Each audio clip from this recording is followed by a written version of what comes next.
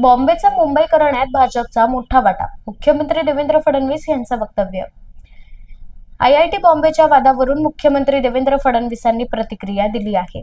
आमच्याकरता बॉम्बे नाही तर ते मुंबईच आहे।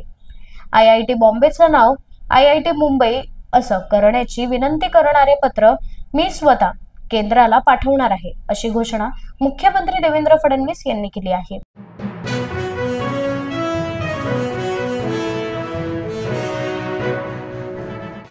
केंद्रीय मंत्रिमंडळाची महत्त्वाची बैठक पार, पुणेकरांसाठी आनंदाची बातमी। आज केंद्रीय मंत्रिमंडळाची महत्त्वाची बैठक पार पडली। या बैठकीत महाराष्ट्रासाठी 2 महत्त्वाचे निर्णय घेण्यात आले आहेत। त्यापैकी एक निर्णय केंद्रीय मंत्रिमंडळाच्या आजच्या बैठकीत पुण्यातील 2 महत्त्वाच्या मेट्रो प्रकल्पांना मंजुरी देण्यात आली आहे, अशी माहिती अश्विनी वैष्णव यांनी दिली आहे।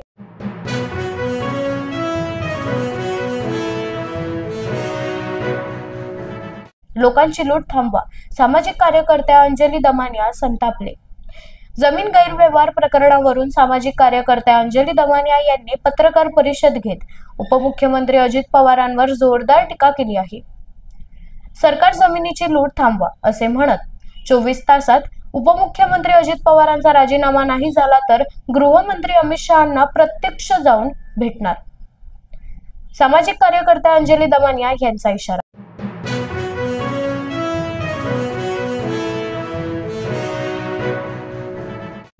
एका तरुणानं एआयच्या मदतीनं फेक आधार कार्ड आणि पॅन कार्ड बनवून दाखवलं।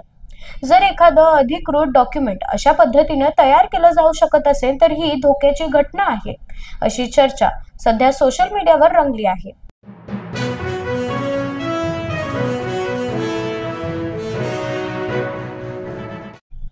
निवडणूक आयोगानं कोणाच्या घरी बसून हे कांड केलं, किशोरी पेडणेकर यांचं वक्तव्य। मतदार यादीतील घोळाबाबत किशोरी पेडणेकर यांनी मोठे खुलासे केले आहेत। स्थानिक स्वराज्य संस्था निवडणुकीपूर्वीच वातावरण तापलं।